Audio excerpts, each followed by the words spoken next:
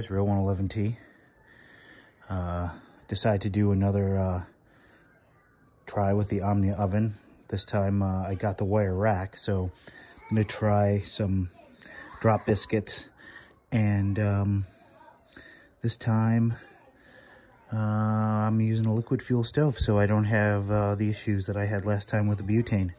Should have done this from the beginning. So we'll get this primed up and we'll get ready to go.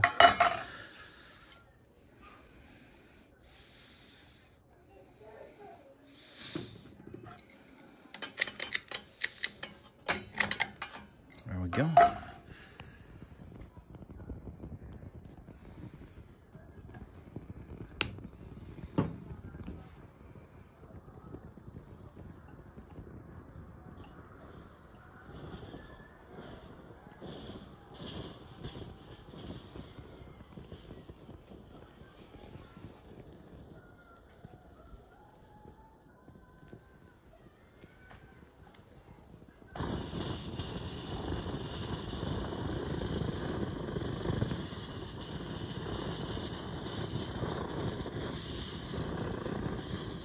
Priming flame's still going underneath, so we get a little bit of an uneven burn.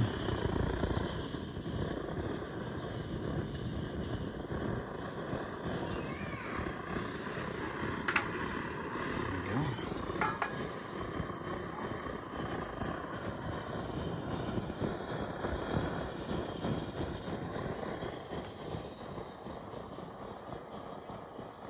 Another great thing about the Omnia is it seems like it's compatible with the SIGG Tourist.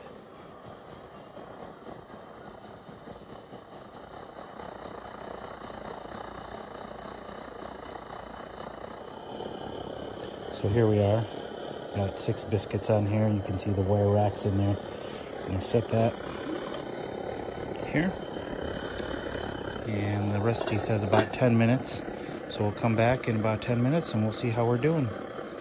And one of the great things about the SIGG Tourist is it has one of these spondonical pot grabber thingies as well. So I'll see you in a couple minutes. Whenever you're using a 123 or an 8R that's got the full metal key, always want to take the key off when you're not adjusting the flame so that it doesn't get super hot.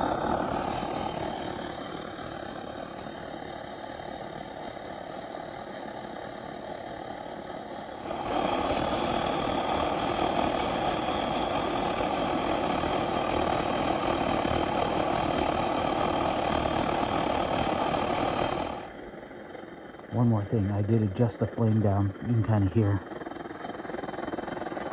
a little bit of a lower pitch on that flame.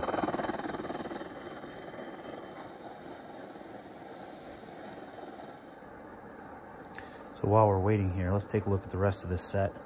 This is my coveted stainless steel SIGG Tourist. Where does it say it? I think on the bottom of the big pot. Oh, there we are. Yep.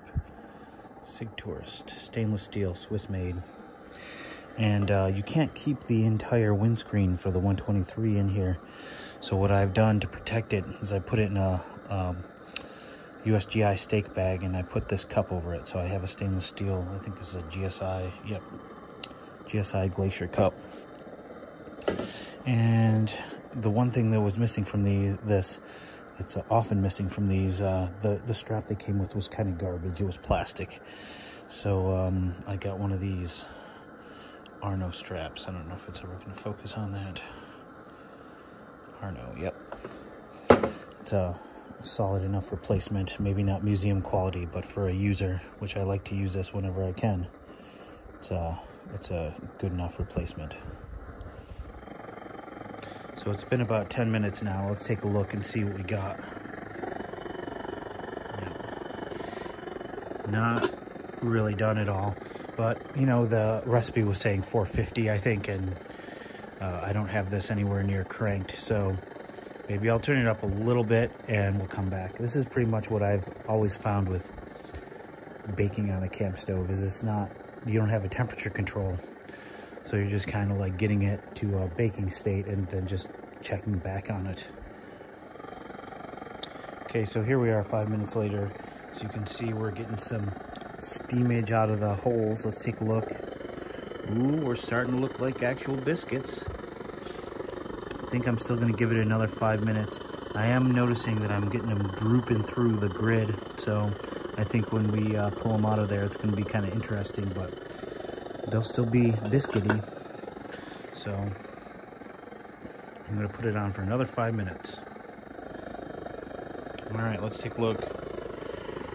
Starting to get still a little doughy.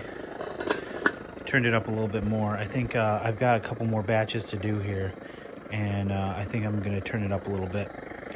I've been turning it up, but I don't want to run it at full blast because I think that might be too much. But let's see here. Don't want to make you seasick.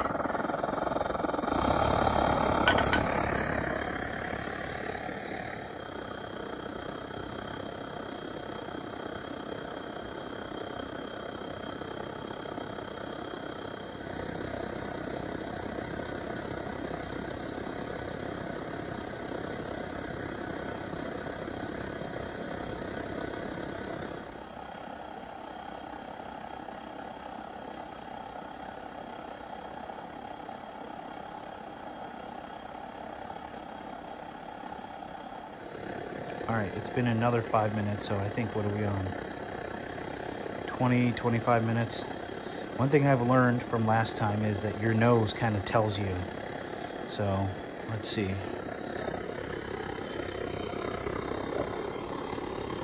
Yeah, I think these are about done. I'm gonna pull them off. I'm gonna leave the stove running though. And I'm gonna try and get them out of this pan, but I'm not gonna do that on camera. And I'll be right back.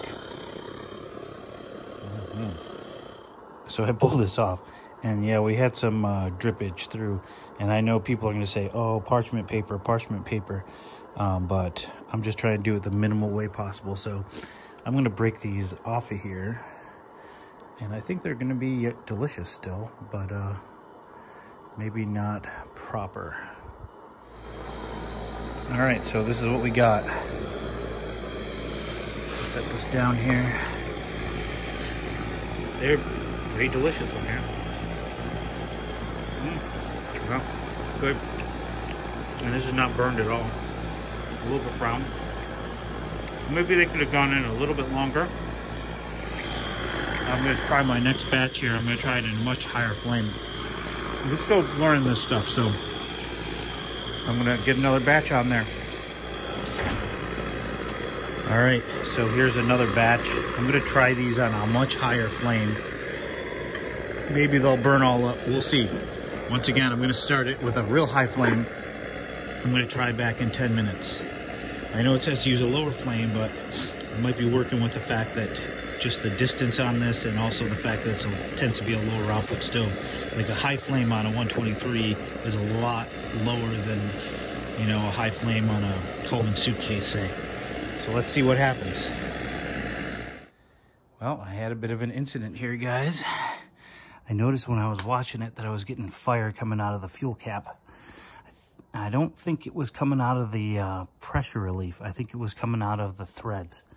So I noticed when I filled it up this morning that it was a little bit stiff. The seal was. And that's the thing that goes wrong with these 123s, is that cap seal goes. So I have to take a little bit of a break here because I don't want a total failure of that cap seal. I had to blow it out a couple times, but I think it's going to settle down now. And maybe I'll just run out in the garage and find another 123 and fire it up.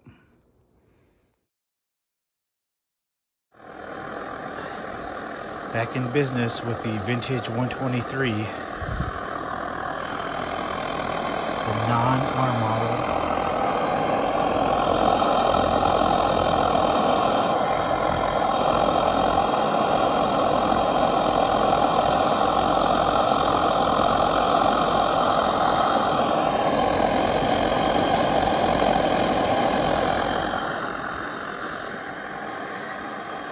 See what we come up with here. Decided to throw this windscreen on here just to protect it a little bit. maybe get some more consistent results for the last one that's coming up in a second. So these ones, I don't know, they're still all right. They're a little bit darker on the bottom, where it was touching the center sort of column here. Oh, geez. They're black, but still definitely edible. I'm gonna do this next set, and I think I'm gonna pick kind of a medium heat.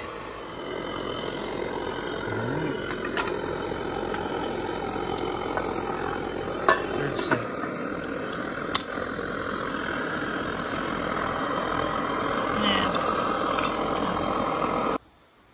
All right, let's see. I got it all shut down. Key's still on there. Oh, look at that. Let me see if I can pull one off. Ooh, they're hot. Well, what I was doing pulling them out is I think what I'm gonna have to do. Ooh. Yeah, look at that. All right, so about 20-25 minutes on medium is about what I should be doing, I think. All right, well, thanks for watching, everyone. Sorry if this was a little long. You're learning along with me. Thanks a lot. Bye.